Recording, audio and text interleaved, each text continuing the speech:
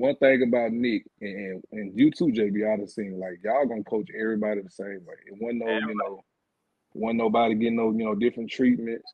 And I can remember, bro, when Lance Walker, Lance Thompson had transferred. Well, he had left to go to Tennessee with Lane, and everybody thought I was gonna flip, go somewhere else and decommit. And Coach called me like, "You go there, we're gonna whoop your ass too." You know what I'm saying? Hey, we love to have you here. You got an opportunity to play, and you got an opportunity to play as a freshman. You just got to come in and work. Julio called me, did the same thing, said the same thing to me. But it was one of them things like, hey man, like he don't make you. Like this dude that's recruiting you don't even coach you. You know what I'm saying? Like what's your self-motivation? Like my self-motivation for me, bro, like I had kids. Like I didn't have a choice. Right. Like I had a mama who raised 11 kids, only had 3 of them. Like I didn't have a choice. Like a lot of these guys don't have that. Like I can't see it, huh? Too no, bright. You can't see it. Hey, I just texted Lance, man. You know that's my boy. So I just Lance, my guy. Hey, that's my guy. Hey, I can't even tell you some of the shit on air we did together, but hey, Smitty, by the way, Lance is one of the greatest college recruiters of all time. Everywhere. Of all time. One of them. Auburn, Alabama, Georgia, you name it, South Carolina, Oklahoma State. He's like the guy that brings in the guy. That's who brought in Julio. That's who brought in BJ, DJ, me. Like Lance is that guy.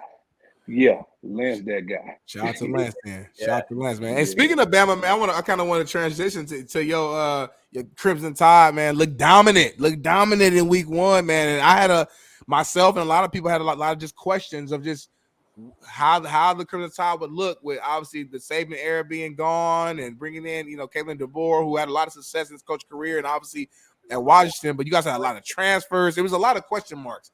But I feel like a lot of my questions got answered in week 1. Bama still looked like Bama to me, but I want to hear from you, man. I guess what was your overall, view of just how you guys looked in week 1? I think we looked solid. Okay. But I think, man, when people, I was talking with those kids the other day, he was like, man, what you think about Bama? They scored 63-0. I'm like, that's cool. You know what I mean? Like, but we got to get in the SEC.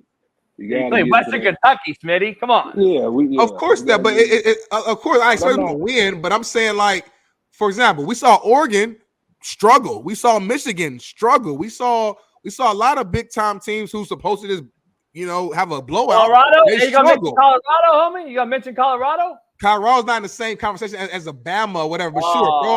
But sure, if you want to throw them out there, we saw them struggle. Whatever. But my point is, Bama did not at all. They dominated. They did what they were supposed to do, and I didn't know if they were going to do that or not. I didn't know. New head coach. You know who Saban is, JB? Yeah, you know him. He's arguably the GOAT, the greatest. He left. I can't expect you to be exactly the same. And I'm saying in week 1, Bama, if I just woke up, if I was in a coma and I didn't know Saban left, I would have thought Saban was still there at week 1. That's all I'm saying. Hey T-Rich, let me ask you something. Question, he was there. I don't know how he got there because he was calling the game somewhere earlier in the day. Then all of a sudden he's at the game with Kool-Aid and all them other guys. Like he was there. Like long as Nick around. What you saying? What you saying, then, Trent? Like, he was there. You know he was there. Hey, they ain't going far. He was there. Is Kalen talking to Saban on the earpiece? Hey, it's funny. Hey, it's funny how that shit works. Cover two. Hey, it's funny how that shit works, T-Rich, because look, Pete Carroll's teaching classes at SC now. And they go out and beat LSU. Hey, pressure burst pipe, don't it? Yeah, giveaway. Hey, giveaway. Pete Carroll. Like ain't no way you finna go out here and lose this game or not have these boys prepared. You got Pete Carroll on campus, the living legend. JB, your mic is out, JB. Your mic went out, JB. We can't hear you, JB. But that's a good point though, man. Like I know I Nick there, you know what I'm saying? Like you like he still got an office in the stadium. Like so like he don't even have to leave the stadium, like at the real stadium. Like he got not only, they naming the field after him. Next week this week is the week they presented to him. So we all supposed to be coming back for that, man. So I'm excited to see the guys. Like, can you hear me, Smitty? Not just we hear you now. Yeah, he excited. He excited, and we excited, man. You know, so hey, T-Rich, Pete Carroll over there talking about Christopher Columbus and fucking 1442 and shit, and motherfuckers in class, and then he picking his head out and shit, looking at goddamn this motherfucker like, hey, all right, go ahead and fuck up if you want to. Yeah. He probably saw they won that game. He like, fuck. Yeah. Hey, T-Rich. Let me ask you this though. Speaking of Bama, and last year, a guy you were high on, Milroe, who's a Heisman candidate this year, he was 3 for 4 at one point in the game, 3 touchdowns. I think he threw for 350 on only 7 completions. Are they doing that to hide him? Are they hiding him in the thick of things because he's not maybe the passer they want, or is he just the athlete that they don't need to even throw the ball? They threw the ball how many times? 10. I think he was 7 for 9. Bailey, when you get a chance, fact check me. I think he was 7 for 9 through 200. But I think he ran for like 70 something, 80 something as well. Yeah. So total yards. T-Rich, you didn't have to throw the ball, right? I mean, that's probably the Bama that you want to see. I mean, fuck it, run it down their pipe, run it down their throat, and then throw over the top, hit them over the top when you can. But is that something you're worried about?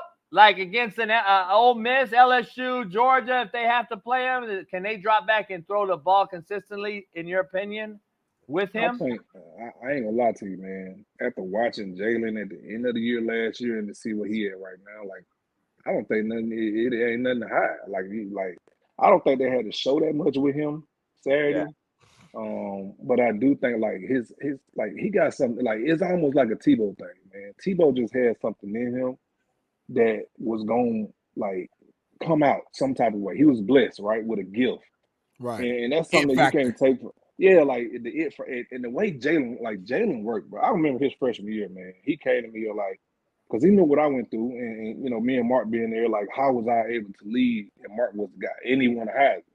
And so when you got a guy that's playing behind Bryce Young, learning from him, and you know, trying to get on the field or like try to have a type of voice or a part of the game, like, and you learning from a guy like that, like, man, like, I knew that kid was gonna be incredible. I just told him, man, you gotta lead by example. Like, it ain't too much of your voice. I was telling him, like, Julio wasn't a talking guy. You really never see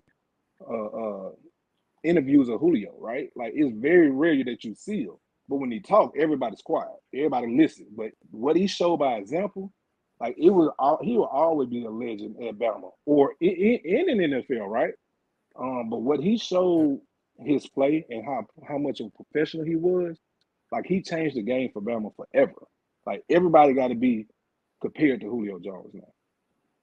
And I ain't talking about just the receiver. I'm talking about everybody, like their performance. Like, Julio did the overall greatness of every position. Yeah. And coach would say this after we left, right? Julio did it, so why y'all ain't doing it?